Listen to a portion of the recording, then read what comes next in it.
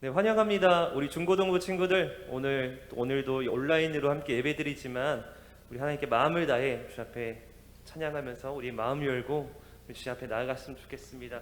여러분들이 진짜 좋아하는 찬양이죠. 이 찬양 주님 앞에 우리 드리면서 우리의 마음을 오늘도 가득 하나님을 향한 기쁨으로 채워주실 그 은혜를 사모하는 마음으로 우리 함께 박수치면서 찬양하도록 하겠습니다.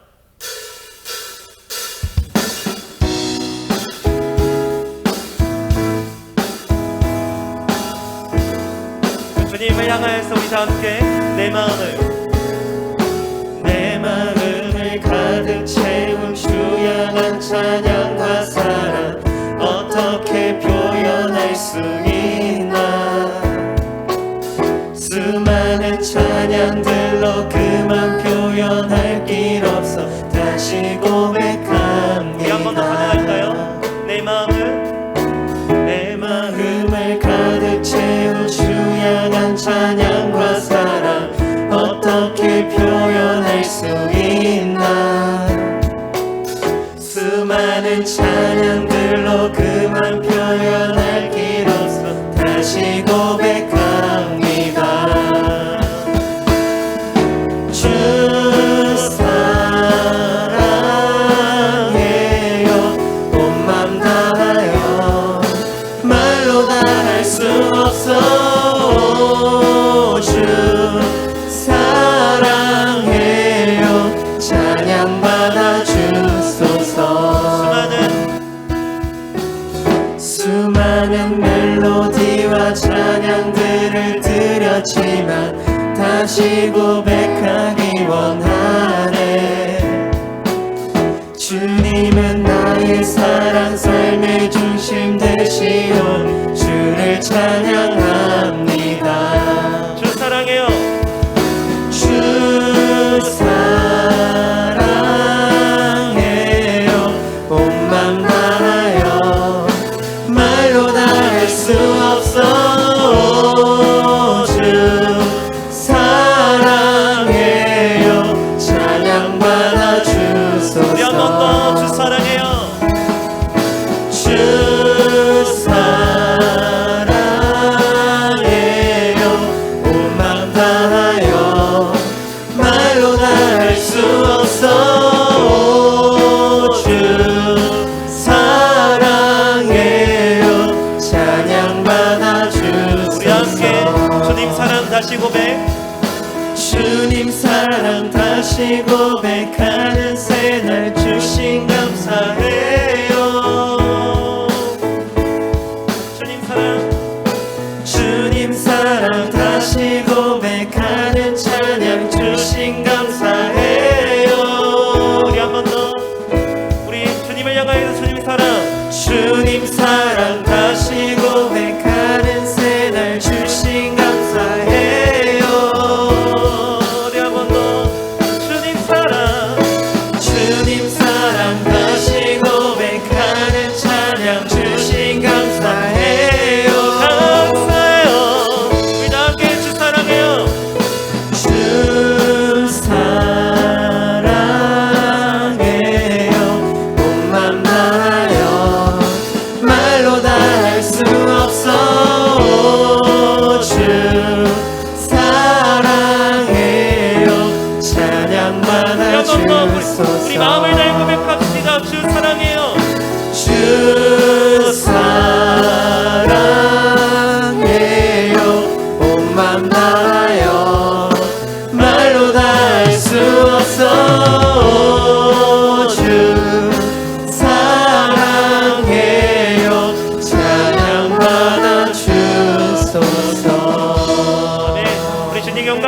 드리겠습니다. 할렐루야.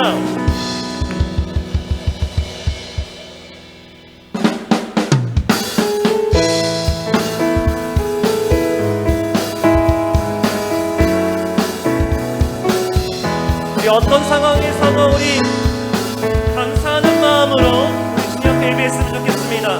오늘도 그 감사로 주 앞에 예배합니다. 여호와를 즐거이 불러 기쁨으로 주께 나가리. 여호와 하나님 난 주의 백성 기르시는 양이라. 여호와를 즐거이 불러 기쁨으로 주께 나가리. 여호와 하나님 난 주의 백성 기르시는 양이라. 감사함으로 주를 높이며 그 문에 들어가서 찬송함으로 그 이름을 송축할지어다. 여호와를 즐거이 불러 여호와를 즐거이 불러 기쁨으로 주께 나가리. 여호와 하나님 난 주의 백성 기르시는 양이라. 여호와를 즐거이 불러 기쁨으로 주께 나가리. 여호와 하나님 난 주의 백성 기르시는 양이라. 감사함으로 주를 높이며 그 문에 들어가서 찬송함으로 그 이름을 송축할지어다. 감사함으로 주를 높이며 그 문에 들어가서 찬송함으로 그 이름을 송축할지어다. 감사함으로 주를 높이며 그 문에 들어가서 찬송함으로 그 이름을 송축할지어다.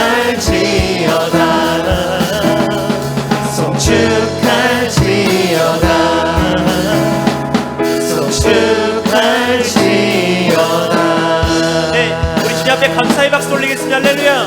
어떤 상황에서도 우리가 주님께 감사로 예배합니다. 그 주님만을 찬양합니다. 할렐루야.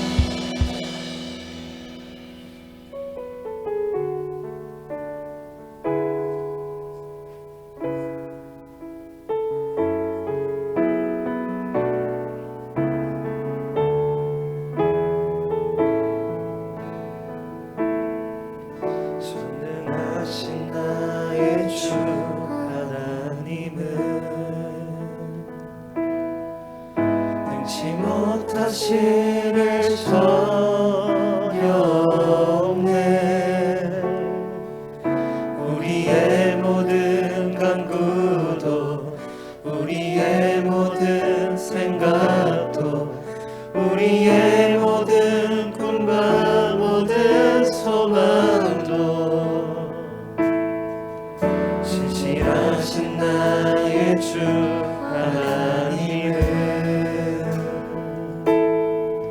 우리의 모든 괴로움 바꿀 수 있네. 불가능한 일 행하시고 죽은 자를 일으키시니 그를 이길 자 아무도 없네. 주의 말씀 의지하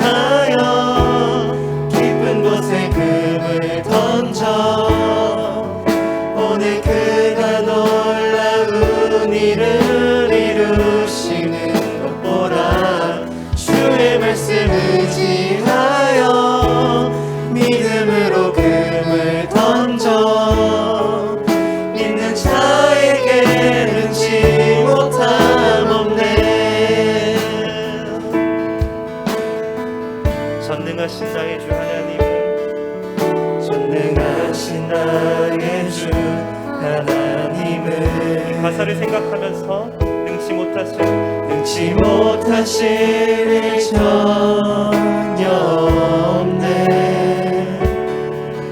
우리의 모든 간구도 우리의 모든 생각도 우리의 모든 꿈과 모든 소망도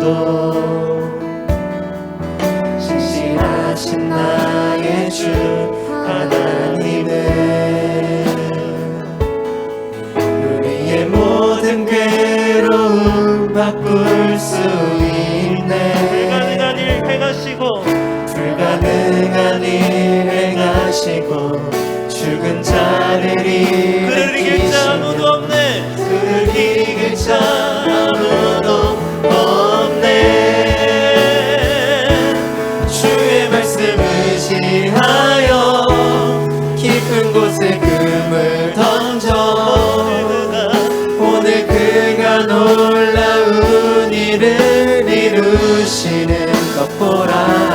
주의 말씀 의지하여 믿음으로 금을 던져 믿는 자에게 능치 못함 없네. 주의 말씀 의지하여 주의 말씀 의지하여 믿음으로 금을 던져 오늘 그가 놀라운 일을 이루시는 것 보라. 주의 말씀 의지하여 믿음으로 금을 던져 믿는 자에게 한 번 더. 능치 못함 주의 말씀 의지하여 주의 말씀 의지하여 깊은 곳에 금을 던져 오늘 그가 놀라운 일을 이루시는 것 보라. 주의 말씀 의지하여 믿음으로 금을 던져 믿는 자에게 능치 못함 한 번 더 믿는 자에게 믿는 자에게 능치 못함 없네. 믿는 자에게 능치 못함 없네. 다음에 이 시간 우리 같이 기도할 때 믿는 자에게 능치 못할 일이 없다고 우리가 선포하였는데 그게 어떠한 선포입니까? 그냥 내가 하던 대로 내가 하고 싶은 대로 내가 생각한 대로 다 될 거야, 이게 믿는 자에게 능치 못할 일이 없는 것입니까? 아니면 내 뜻이 아니라 더 내 생각대로가 아니라 더 내 주장대로가 아니라 더 내 삶 가운데 하나님의 뜻이 더 분명하게 일어날 줄 믿습니다. 난 너무나도 연약하지만 이런 나를 통해서 오히려 더 하나님의 역사가 일어날 줄 믿습니다. 이런 믿음의 반응으로 나아가십니까? 이 시간 오늘 허윤 전사님께서 우리에게 말씀을 전하실 때 우리가 그 말씀을 신뢰하게 해달라고 기도합시다. 내 생각을 신뢰하는 것이 아니라 내 주장을 내세우는 것이 아니라 하나님 오늘 우리 전사님을 통해 주신 그 말씀을 신뢰하게 하여 주옵소서. 그 말씀에 반응하게 하시고 이 말씀을 믿음으로 굳건히 나아갈 수 있도록 오늘 주님께서 그 말씀 가운데 역사해달라고 함께해달라고 우리 그 자리에서 우리 다 함께 우리 기도하며 나아가도록 하겠습니다. 우리 다 함께 기도하겠습니다. 하나님 아버지 감사합니다. 주님 주 앞에 예배합니다. 주의 말씀을 듣고 이 시간 주 앞에 나아갑니다. 성령님 우리 가운데 역사하여 주셔서 하나님 이 시간 우리의 생각 우리의 계획 그것을 의지하며 나아가는 것이 아니라 우리 주의 말씀을 신뢰하며 나아갈 수 있도록 주님 도와주시옵소서. 이 주의 말씀에 우리의 마음을 두고 하나님의 뜻에 우리의 마음을 두며 하나님 주님의 그 말씀에 굳게 서서 하나님께 나아가는 그 은혜 가운데 나아가는 예배 시간 될 수 있도록 도와주시옵소서. 우리 전사님 가운데 함께 하셔서 정말 그 말씀을 온전히 전하며 선포할 수 있도록 성령께서 역사하시고 그 마음을 주장하여 주시옵소서.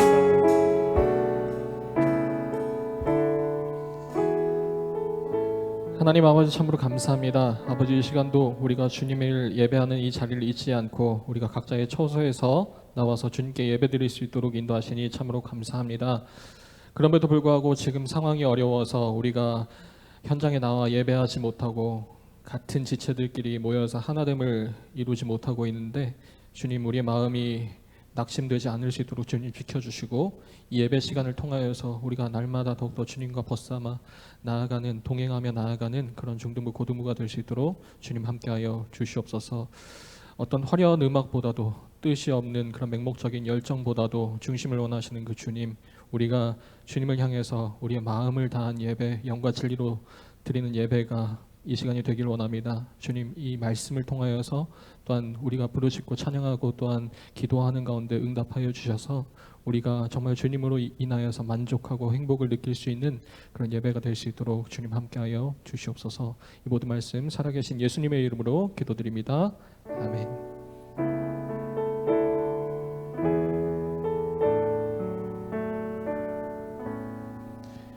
네, 오늘 하나님의 말씀 한번 찾아보도록 하겠습니다. 오늘 주신 하나님의 말씀은요, 신약 성경입니다. 신약 성경 첫 페이지를 펴시면 되겠습니다. 신약 성경 마태복음 1장 18절부터 25절까지 말씀입니다. 너무 유명한 구절이라서 아마 다들 아실 거예요. 한 번쯤 본 그런 기억이 있을 법한 그런 본문이니까 우리 얼른 신약 성경 맨 첫 페이지를 펴시면 됩니다. 마태복음 1장 18절부터 25절까지 말씀입니다. 제가 18절부터 우리 한 목소리로 천천히 또박또박 읽도록 하겠습니다. 시작. 예수 그리스도의 나심은 이러하니라. 그의 어머니 마리아가 요셉과 약혼하고 동거하기 전에 성령으로 잉태된 것이 나타났더니 그의 남편 요셉은 의로운 사람이라 그를 드러내지 아니하고 가만히 끊고자 하여 이 일을 생각할 때에 주의 사자가 현몽하여 이르되 다윗의 자손 요셉아 내 아내 마리아 데려오기를 무서워하지 말라. 그에게 잉태된 자는 성령으로 된 것이라. 아들을 낳으리니 이름을 예수라 하라. 이는 그가 자기 백성을 그들의 죄에서 구원할 자이심이라 하니라. 이 모든 일이 된 것은 주께서 선지자로 하신 말씀을 이루려 하심이니 이르시되 보라 처녀가 잉태하여 아들을 낳을 것이요 그의 이름은 임마누엘이라 하리라 하셨으니 이를 번역한즉 하나님이 우리와 함께 계시다 함이라. 요셉이 잠에서 깨어 일어나 주의 사자의 분부대로 행하여 그의 아내를 데려왔으나 아들을 낳기까지 동침하지 아니하더니 나음에 이름을 예수라 하니라. 아멘. 네, 오늘 말씀의 제목입니다. 오늘 말씀의 제목은요, 정의구현입니다. 정의구현. 아마 여러분들은 좀 이리저리 많이 들었던 그런 단어가 아닐까 싶습니다. 제가 오랜만에 이렇게 설교를 하게 됐어요. 이제 4인사색 수련의 첫 시간에 제가 인트로 설교를 하고 거의 딱 한 달 만에 이렇게 여러분들 앞에 서게 됐는데 오늘 말씀을 통해서 또 은혜롭게 나눈 그런 예배가 되었으면 좋겠습니다. 여러분들 혹시 밸런스 게임이라고 들어보셨나요? 어떨지 모르겠어요. 밸런스 게임이 뭐냐면 그 선택하기 어려운 두 가지 중에 한 가지를 고르는 게임입니다. 제가 뭐 어떤 설명보다도 예를 먼저 드릴게요. 한번 맞춰보세요. 둘 중에 하나 골라보세요. 첫 번째, 둘 중에 하나를 꼭 먹어야 된다면 나는 똥맛 나는 카레를 먹겠다, 아니면 나는 카레 맛이 나는 똥을 먹겠다. 여러분들 어떤 거 드시겠습니까? 카레맛 나는 똥을 먹겠다고 세원이가 얘기를 했으니까 우리 한번 나중에 한번 테스트 해보도록 하겠습니다. 두 번째, 여러분들이 내일 기준으로 주일날 기준으로 저녁 식사를 할 때에 꼭 한 끼를 먹어야 된다면 주일이 아니겠죠. 평일로 합시다. 평일날 여러분들이 저녁 식사를 사 먹어야 되는데 내가 가장 싫어하는 음식을 반값으로 배불리 먹겠다 vs 내가 좋아하는 음식을 2배의 가격으로 먹겠다. 어떤 걸 택하시겠습니까? 네, 2배의 가격으로 먹겠다. 저 같은 경우에는 민트 초코를 굉장히 안 좋아하는데 반값으로 먹으라고 해도 저는 안 먹을 것 같아요. 차라리 치킨을 2배 값으로 먹었으면 먹었지. 그렇게 택할 것 같습니다. 여러분들이 만약에 세 번째예요. 여러분들이 만약에 감기에 걸린다면 나는 목감기에 걸리겠다, 아니면 코감기에 걸리겠다. 코감기? 네, 코감기. 목감기는 별로 없네요. 자, 그러면은 마지막 질문하겠습니다. 내가 일주일을 누군가로 살아가야 된다면 나는 일주일 동안 허용 전도사님으로 살아가겠다 vs 안현 목사님으로 살아가겠다. 둘 다 싫어요. 둘 중에 하나 골라야 됩니다. 네, 그런데 참 재밌는 건요, 누가 따로 규칙을 설명해 주지 않아도, 제가 뭐 규칙 설명 안 했잖아요. 그런데 모두들 자연스럽게도 둘 중에 하나를 택하게 돼 있더라고요. 방금 세원이처럼 예외도 있지만요, 두 가지를 다 고르거나 혹은 하나도 안 고르거나 하지 않는다는 거죠. 둘 중에 하나를 누가 강요하지 않았음에도 불구하고 여러분들이 그걸 택한다는 겁니다. 누구 하나 이견 없이 자연스럽게 둘 중에 하나를 고민하고 있는 거죠. 하나를 골라야겠다. 왜일까요? 여러분들에게 그게 당연시 된 거니까요. 여러분들이 그게 자연스러우니까요. 왜죠? 그런 현실을 여러분들이 살아가고 있기 때문입니다. 우리는 그런 삶을 살아가고 있어요. 아무리 원한다 하더라도 둘 다 가질 수 없는, 혹은 한 가지만이라도 겨우 어떻게 붙들 수 있을까 하는 그런 시대에 적응되어서, 나도 모르는 새에 적응되어서 살아가고 있기 때문입니다. 그런데요, 문제는요, 여러분들의 삶은 게임이 아니라는 거죠. 방금 여러분들 했던 밸런스 게임처럼 그냥 게임이니까, 어디까지나 게임이니까 그냥 재미삼아 이렇게 이것저것 고를 수 있는 거지만, 이게 진짜 여러분들의 삶의 문제라면 그게 재밌겠습니까? 여러분들 중학교 3년 내내, 아니면 뭐 고등학교 3년 내내 학원 다니기 vs 핸드폰 게임만 하기, 어떤 거 고르실래요? 당연히 핸드폰 게임. 이게 만약에 정말 게임이라면 고민할 거리도 없어요. 당연히 핸드폰 게임, 저 같아도 핸드폰 게임 고릅니다. 그런데 여러분들의 현실이라면 그렇게 고르기가 쉽겠습니까? 여러분들 그거 고르실 거예요? 그러기가 쉽지 않을 겁니다. 그게 여러분들 진짜 현실이라면, 여러분들의 현실의 문제라면 아무 걱정 없이 덥석 손들어서 저는 핸드폰 게임만 3년 동안 하겠습니다. 그렇게 고를 수 있는 친구들이 과연 이 중에 몇이나 있을까요? 여러분들은 아마 그러지 못할 겁니다. 그렇게 가벼운 마음으로 핸드폰 게임 하겠다 고르지 못할 겁니다. 불안하니까요.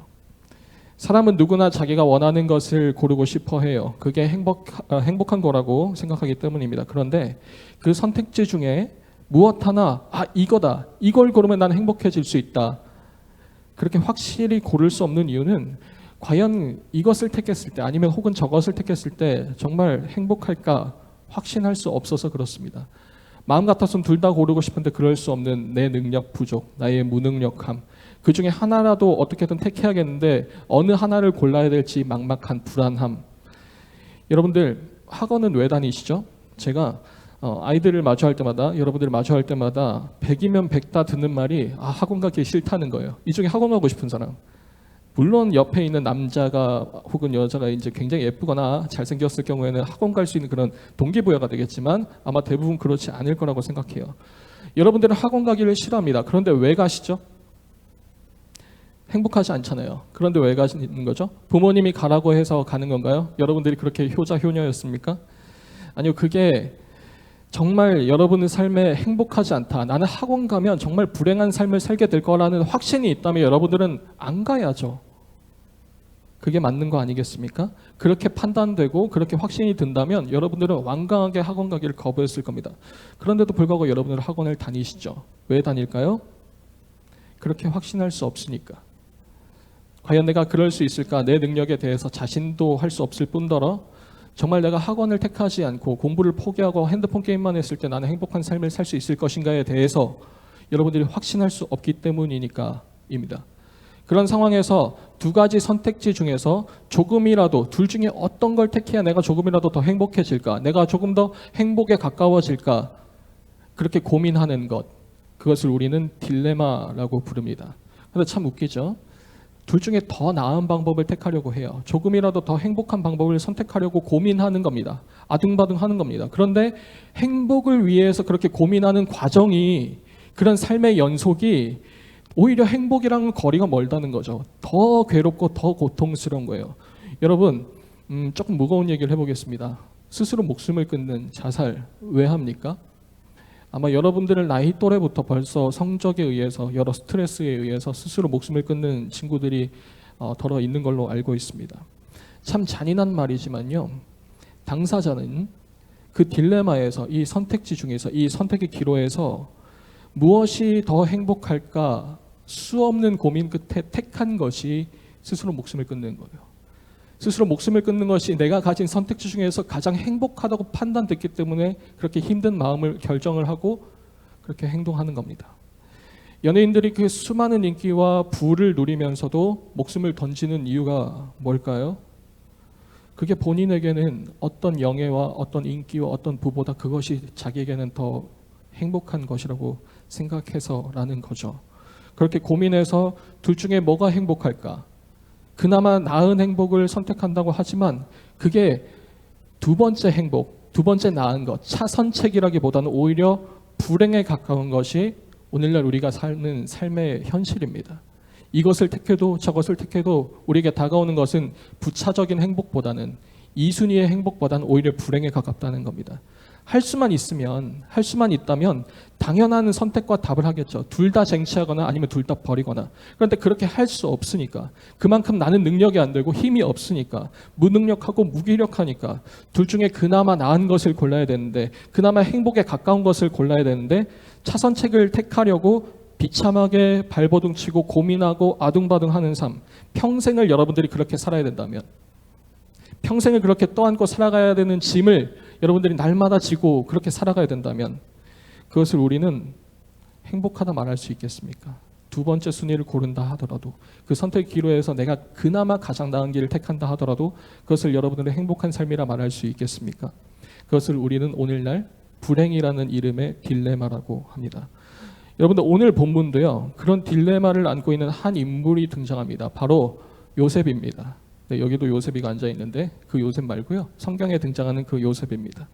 사실 오늘 이 본문만큼 익숙하면서도 또한 동시에 낯선 본문이 또 더 있을까 싶습니다. 바로 동정녀 탄생 이야기입니다. 매년 여러분들이 크리스마스 시즌만 되면, 크리스마스 즈음만 되면 예수님의 탄생 이야기를 듣죠. 듣기 싫어도 듣게 됩니다. 듣고 또 듣습니다. 마리아가 성령으로 잉태해서 예수님을 뱃속에 아기를 가지게 되고 출산할 때가 되어서 구유에 누워서 출산을 하게 되죠. 그리고 동방박사가 와서 여러 가지 선물들 주면서 축하해주고, 아마 여러분들 그런 이야기를 처음 들어봤다 하는 친구는 아마 없을 것 같습니다.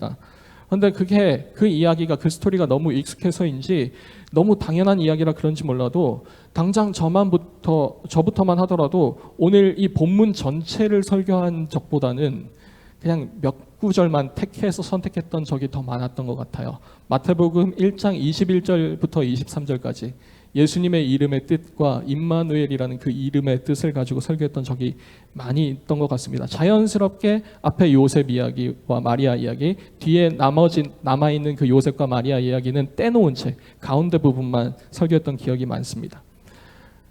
차라리 마태복음 1장 1절이 이렇게 시작하잖아요. 아브라함과 다윗의 자손 예수 그리스도의 계보라 라고 시작해서 수많은 족보가 등장합니다. 여러분들, 제가 바보가 아니고 여러분들이 바보가 아닌 이상 마태복음을 읽으면서 자연스러운 흐름은 뭐냐면, 그 족보가 끝나고 나서 왕이 어떻게 되고 다 족보가 끝나고서 예수님 차례가 되었을 때 당연히 그때부터 자연스러운 흐름은 차라리 오늘 읽은 여러분들 마태복음 1장 21절 얘기가 먼저 나오는 게 더 자연스럽습니다. 차라리 요셉과 마리아 얘기를 빼놓고서 그 족보 끝에 드디어 예수님의 이름이 등장하고 예수님의 이름의 뜻이 등장하고 우리는 그 예수님의 이름을 힘입어서 나아간다는 그 힘 있는 임팩트를 요구한다면 차라리 오늘 본문 내용을 빼고 말하는 것이 훨씬 자연스러울 겁니다. 그런데 성경에는요, 이런 부자연스러운 흐름에도 불구하고 굳이 오늘 요셉 이야기를 넣었다는 겁니다. 그리고 이 요셉에게 천사가 나타나서 예수님의 이름과 그 뜻을 알려주었다는 겁니다. 아무리 이 말씀이 오늘날 우리에게 동일하게 들려주시는 말씀이지만 우리의 포인트와 우리의 관심은 늘 예수님은 어떤 분이신가, 그 이름을 예수라 하라, 그는 그들의 백성을 자기의 죄에서 구원할 자이심이라 라는 그 예수님의 이름의 뜻에만 포커스가 가 있지만 성경은 오히려 요셉에게 먼저 하신 말씀이라는 점을 놓쳐서는 안 될 것입니다. 왜 하필 요셉일까요? 왜 하필 이 이야기일까요? 왜 이 부자연스러움을 다 제쳐두고 요셉의 에피소드가 기록되었을까요? 오늘 한번 우리가 살펴보았으면 좋겠습니다. 성경을 봤으면 좋겠는데요. 오늘 읽은 18절 말씀을 보도록 하겠습니다. 제가 읽겠습니다. 예수 그리스도의 나심은 이러하니라. 그의 어머니 마리아가 요셉과 약혼하고 동거하기 전에 성령으로 잉태된 것이 나타났더니. 아멘. 여러분들, 요셉과 마리아는 약혼 관계였습니다. 당시 문화에서 이 결혼 제도를 설명해 주자면 실제 결혼식을 올리진 않았어요. 약혼 관계이기 때문에 아직 결혼식은 멀었습니다. 한 1년 정도 기간을 두거든요. 1년 동안 결혼식은 올리지 않았지만 법적인 부부의 관계를 지니는 겁니다. 아직 결혼식은 올리지 않았지만 그 부부로서의 모습과 태도를 지닌 채로 1년 동안 몸과 마음을 깨끗하게 결혼식을 준비하는 그런 과정을 가지게 됩니다. 그래서 구약 성경 신명기 22장에서는 만일 약혼한 처녀가 그 남편이 아닌 다른 남자와 만나서 이 1년이라는 기간 내에 동침하게 되면 그 둘 다 그 즉시 돌에 맞아 죽게 되어 있습니다. 수백 년이 지났다고 해서 굳이 사형까지는 아닐지언정 그 당시에 이 1년 동안 벌어지는 그 몸의 깨끗함, 마음의 깨끗함은 정말 중요한 문제였던 거죠. 그런데 오늘 문제가 터진 거예요. 자기와 약혼했던 마리아가 덜컥 임신했다는 겁니다. 물론 성령으로 잉태된 거를 우리도 알고 마리아도 알았지만 정작 당사자인 요셉은 몰랐어요. 그 뒤에 여러분이 아는 스토리가 뭐죠? 익숙한 스토리가 뭡니까? 요셉은 그래도 착하고 의로운 사람이라서, 우리 중등부 요셉이처럼 착하고 의롭고 마음이 넓은 사람이라서 대인배처럼 기꺼이 참고 마리아를 눈 감아주려고 감싸주고, 그때 천사가 나타나서 마리아는 성령으로 잉태됐어, 그런 소식을 알려주게 되는 스토리, 우리가 알고 있는 익숙한 스토리죠. 근데 정말 그럴까요? 오늘 좀 낯설게 보았으면 좋겠습니다. 조금만 더 자세히 보도록 합시다. 우리 19절 말씀 보도록 하겠습니다. 네, 화면 보시면요, 19절 상반절 우리 보도록 하겠습니다. 네, 제가 읽겠습니다. 그의 남편 요셉은 의로운 사람이라. 아멘. 여러분들, 여기서 말하는 의롭다는 표현, 우리가 상상하는 착하다, 마음이 넓다라는 뜻이 아닙니다. 여기서 말하는 의롭다라는 뜻은 우리가 알고 있는 그런 일반적인 상식의 개념이 아닙니다. 여러분들, 요셉은 유대인이었어요. 그것도 정통 유대인입니다. 다윗의 자손입니다. 여러분들, 4인 4색 때 유대인이 어떤 사람인지 다들 들어서 익숙하실 거예요. 하나님의 백성들에게 있어서 이 의롭다라는 뜻이 무엇이냐면, 이 말뜻이 무엇이냐면 하나님의 말씀, 율법에 순종하는 걸 말합니다. 그리고 하나 더 있는데, 그리고 그걸 모든 경우에, 하나님의 말씀, 그 율법을 모든 경우에, 모든 상황에, 모든 사람에게 차별 없이 공평하게 적용하고 그대로 행하는 것을 의로운 것이라고 말합니다. 하나도 어김이 없이 하나님의 말씀대로 하는 것을 당시 유대인들은 의롭다고 했던 거죠. 지금 이 요셉이 의로운 사람이라는 겁니다. 그럼 이 의로운 요셉이 마리아에게 해야 되는 행동은 무엇입니까? 그냥 눈 감고 용서해 주는 것이겠습니까? 어떤 예외도 두지 않고 하나님의 말씀을 있는 그대로 지키는 것이 의롭다 한다면, 이 의로운 요셉이 해야 되는 행동은 무엇입니까? 바로 하나님의 말씀에 순종하여서 이 마리아를 정의 구현하는 거죠. 그에 합당한 심판을 내려야 되고 그에 합당한 대가를 치르게 해야 되는 것이 성경이 말하는 의롭다는 개념입니다. 그럼 이제부터 이 스토리는 이렇게 진행될 거예요. 우리는 이렇게 기대를 하게 되겠죠. 정말로 요셉이 의로운 사람이라면 마리아에게 뭔가를 하겠구나.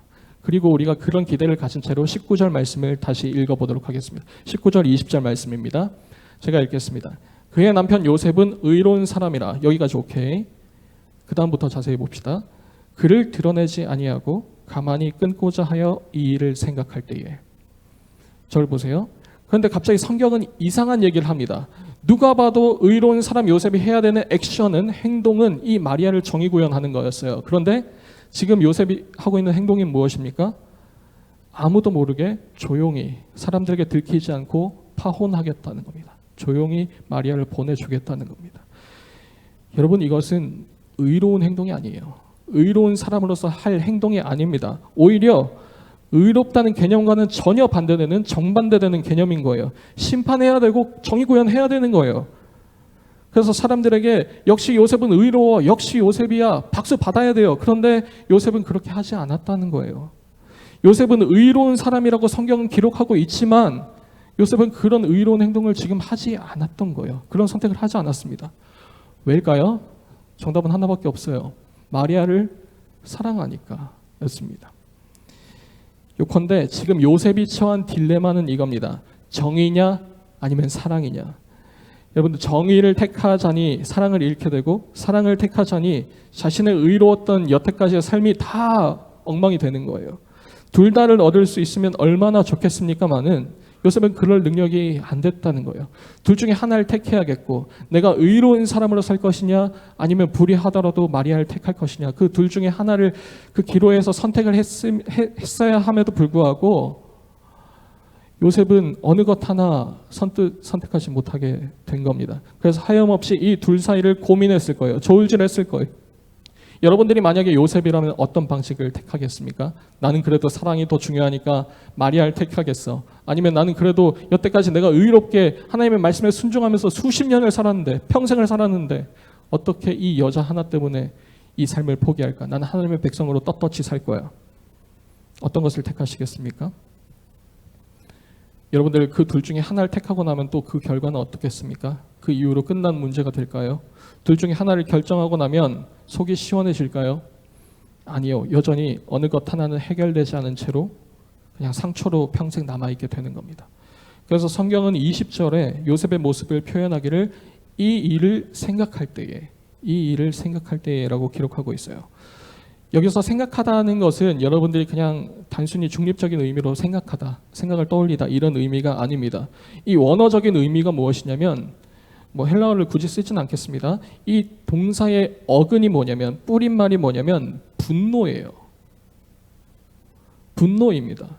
이 단어가 어디에 또 쓰이냐면 한 장 뒤에 2장에서 헤롯이 동방박사들이 자신을 속였다는 것을 깨닫고 분노를 해서 그 해로부터 태어난 그 2살 이래의 아이들을 다 죽이는 그 장면에서 이 단어가 등장하고요.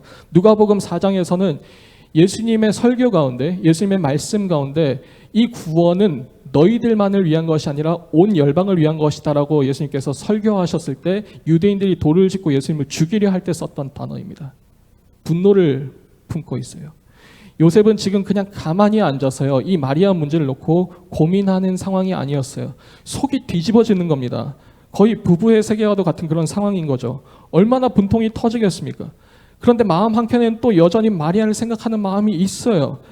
여기서 1분 1초도 쉼없이 머리를 떠나지 않는 그 생각, 이렇게 해야 될까 저렇게 해야 될까, 이 선택의 기로에서 요셉이 얼마나 힘들었겠습니까? 어떻게 해야 될까? 어떻게 해야 될까? 사랑을 택하는 것도, 정의를 택하는 것도, 그 어느 것도, 무엇을 택하더라도 만족할 만한 답이 되지 못한 거예요. 할 수만 있다면 의로운 사람인과 동시에 사랑도 잃지 않고 싶어요. 어떤 것도 택하지 못하는 요셉이 느낀, 그때에 느낀 그 무기력감, 무능력함, 비참함을 우리는 대체 어떻게 설명할 수 있을까요?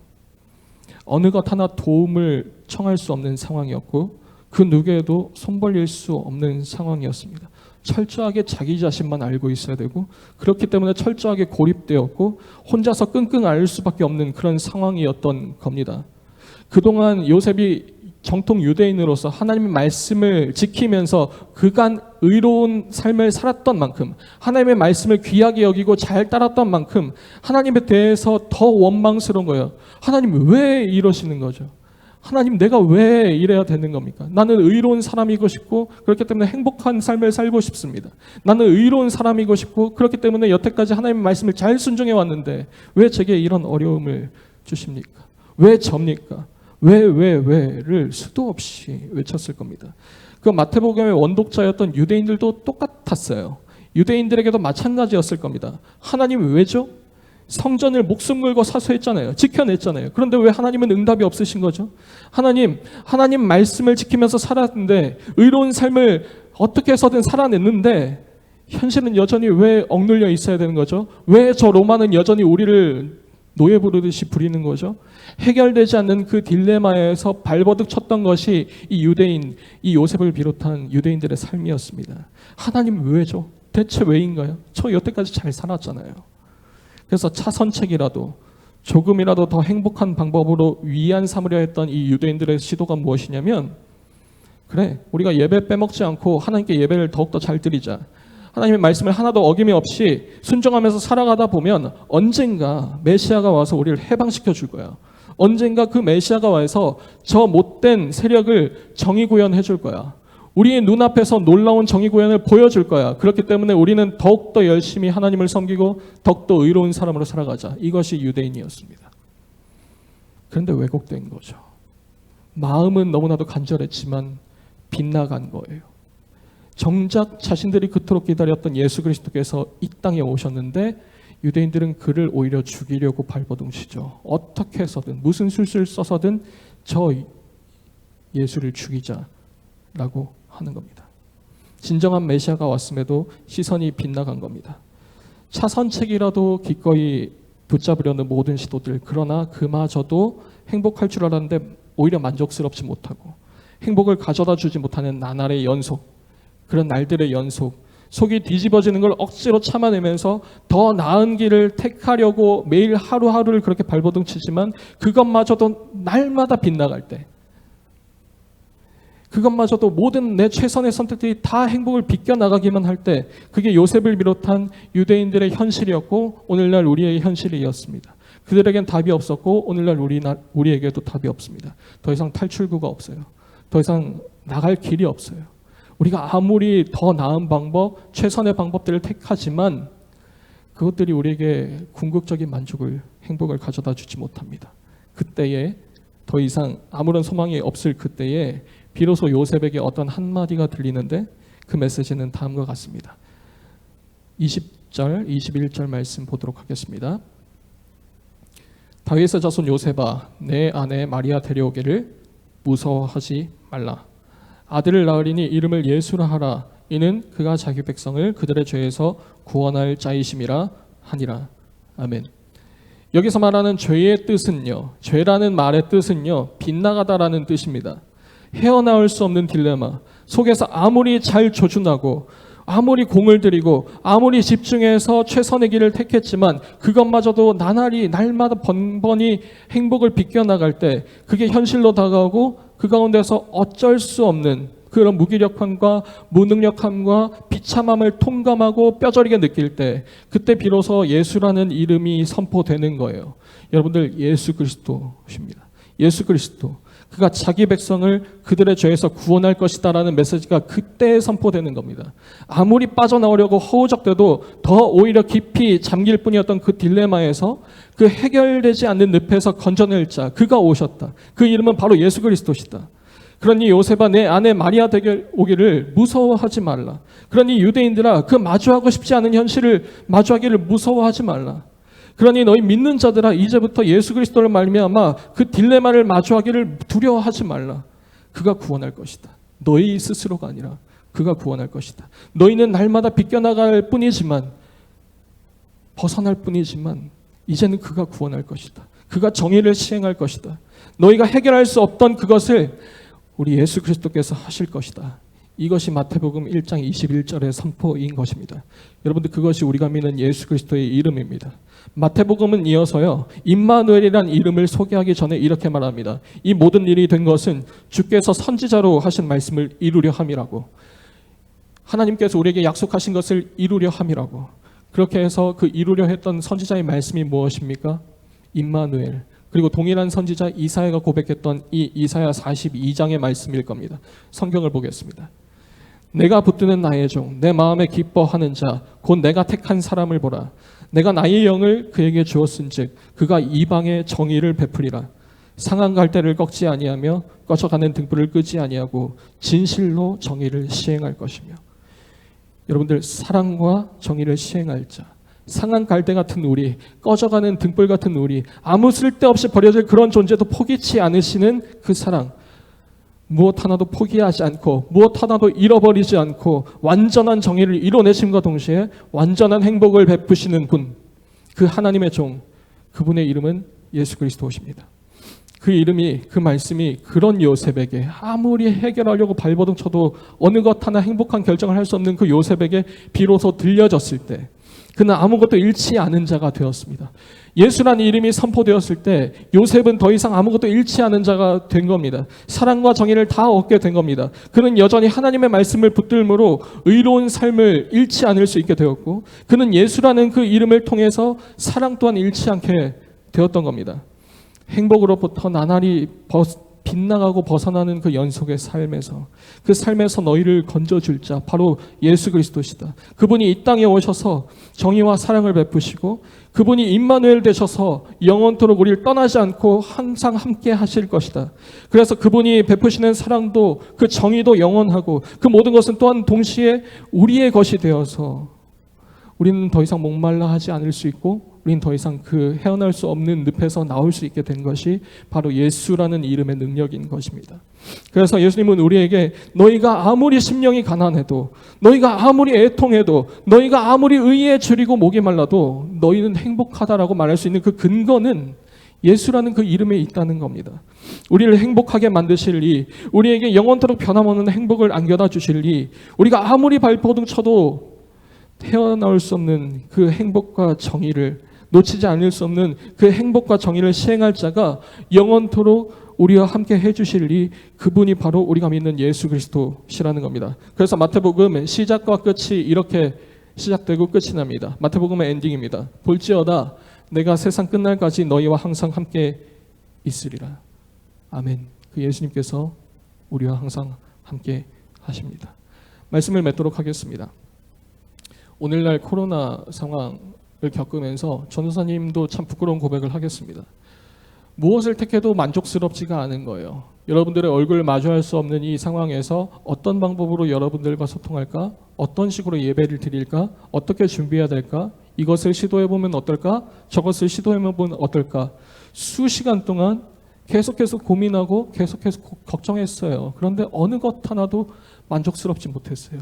어느 것 하나도 그 딜레마에서 명쾌한 해답을 주지 못했습니다. 너무 스트레스를 받아서 막 몸에 이런저런 막 염증들도 나고 정말 고통스러웠습니다. 돌파구가 보이지 않는 거예요. 무엇을 어떻게 해야 될까? 나는 여기서 이 기로에서 이 선택의 갈림길에서 무엇을 택해야 될까? 어느 것 하나 뚜렷한 길로 보이지 않았습니다. 제 주변에서도 여러 가지 비명소리가 들리기 시작했어요. 제 주변에 있는 사람들도 이 코로나 상황으로 인해서 아니면 그 다른 이유들로 인해서 오히려 저보다도 더 훨씬 심한 말도 안 되는 어려움을 당하고 공감한다고 하기조차 민망할 정도의 그런 큰 어려움을 당하는 사람들에게 어떤 것 하나 위로의 말을 건넬 수가 없는 거였어요.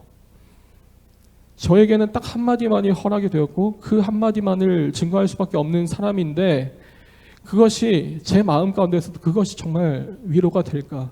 그것이 정말 이 어려움을 당하는 자들에게, 아니 나에게 위로가 될까? 그런 두려움이 들었습니다. 점점 작아지는 느낌을 들었습니다.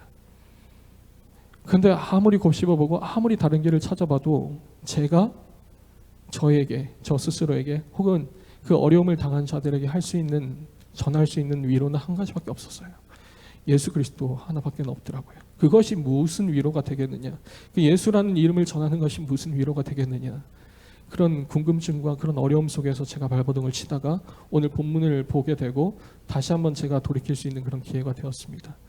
이 요셉과 같이 평생에 무엇을 택해도 만족하지 못하는 그 딜레마 가운데서, 그 딜레마의 연속 가운데서 이렇게 아등바등 살아가고 있는 이 공동체, 더군다나 이 코로나 상황을 맞이해서 어떻게 이 길을 헤쳐나가야 될까 막막한 이 공동체, 이 교회에게 필요한 것은요, 어떤 명쾌한 해답보다도, 어떤 명쾌한 해결책보다도 가장 필요한 것을 성경은 예수라는 그 이름을 선포하고 있는 것입니다. 그렇기 때문에 우리 중등부 친구들, 선생님들, 그리고 고등부 친구들, 선생님들, 예수라는 이름을 붙들고 나아가는 그런 공동체가 되었으면 좋겠습니다. 정말 죄송해요. 정말 죄송하고 저도 무능력함을 많이 느낍니다. 어떤 것 하나 뚜렷한 방향을 제시해 줄 수 없어서 저도 굉장히 송구합니다. 그러나 이 어려운 과정, 어떤 과정, 기쁜 때, 슬픈 때, 어떤 어려운 때에도 우리가 이 예수라는 이름만을 붙들고 나아가는 공동체가 되었으면 좋겠습니다. 오늘 말씀을 통하여서, 그리고 여러분들에게 항상 영원토록 함께 하실 그 예수라는 이름을 통하여서 우리 날마다 이 딜레마 가운데서 정의를 시행할 자, 우리에게 행복을 베푸실 자 예수 그리스도라는 이름을 붙들고 나아가는 우리 중등부, 고등부 모든 교회가 되었으면 좋겠습니다. 이 시간 우리 찬양 하나 하도록 하겠습니다. 슬픈 마음 있는 자 찬양하도록 하겠습니다.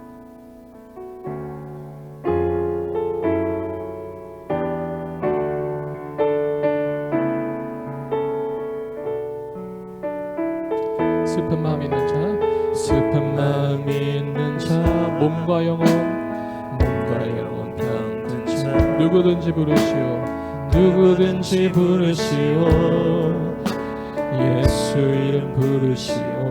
그 이름을 믿는 자, 그 이름을 믿는 자, 그 이름을 부르는 자, 그가 어떤 사람이든 그는 예수 예수 예수 예수 오 능력의 그 이름 예수 나 외쳐 부르네 예수 예수 오 구원의 그 이름 예수 나 외쳐 부르네 예수 그리스도. 우리 처음부터 다시 찬양하겠습니다. 슬픈 마음 있는 자 몸과 영혼 병든 자 누구든지 부르시오 예수 이름 부르시오 그 이름을 믿는 자 그 이름을 믿는 자 그 이름을 부르는 자 그가 어떤 사람이든 그는 구원하리니. 우리 다 같이 고백합니다. 예수 예수 예수 예수 오 능력의 그 이름 예수 나 외쳐 부르네 예수 예수 오 구원의 그 이름 예수 나 외쳐 부르네 예수 그리스도. 아멘. 이 시간 우리 고백했으면 좋겠습니다. 우리의 상황이 얼마나 어렵든 우리의 상황이 얼마나 또 평탄하든 그것과 상관없어요.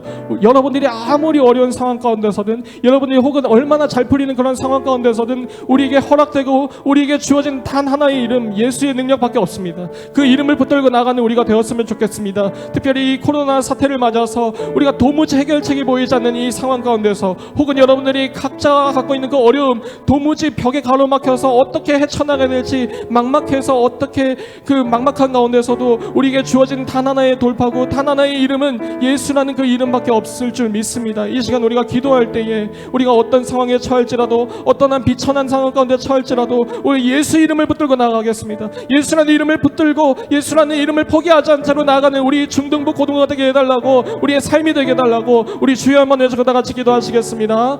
주여 하나님 아버지 인도하여 주시옵소서. 우리의 삶이 나날이 실패하는 것 같고 우리의 최대한의 능력을 꺼내어서 우리가 좋은 길을 선택하고 최선의 길을 택한다 할지라도 우리에게 주어진 모든 길은 우리에게 행복을 주지 못하고 우리에게 만족을 주지 못함을 우리가 시인하고 엎드립니다. 주님 인정하여 주시옵소서. 아버지 함께하여 주시옵소서. 주님과 영원토록 함께하는 그 상황을 꿈꾸게 하여 주시고 그 영생을 꿈꾸며 우리가 이 상황 가운데서도 여전히 우리가 동행하시길 기뻐하시는 그 예수라는 이름을 붙들고 나가는 우리가 다닐 수 있도록 주님 함께하여 주시옵소서.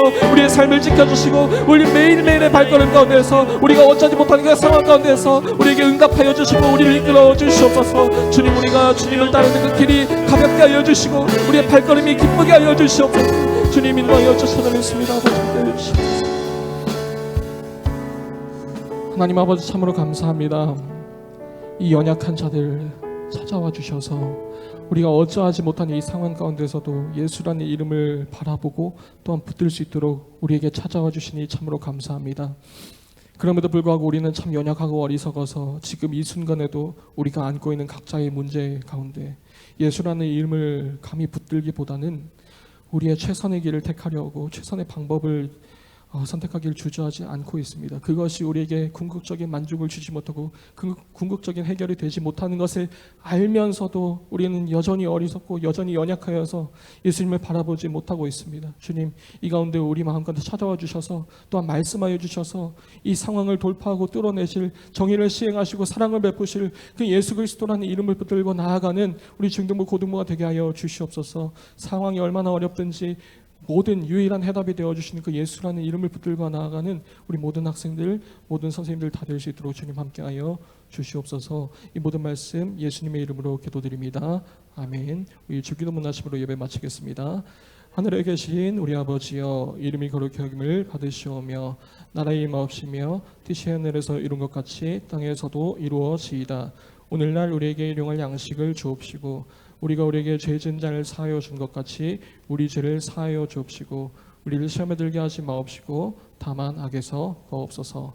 대개의 나라와 권세와 영광이 아버지께 영원히 있사옵나이다. 아멘.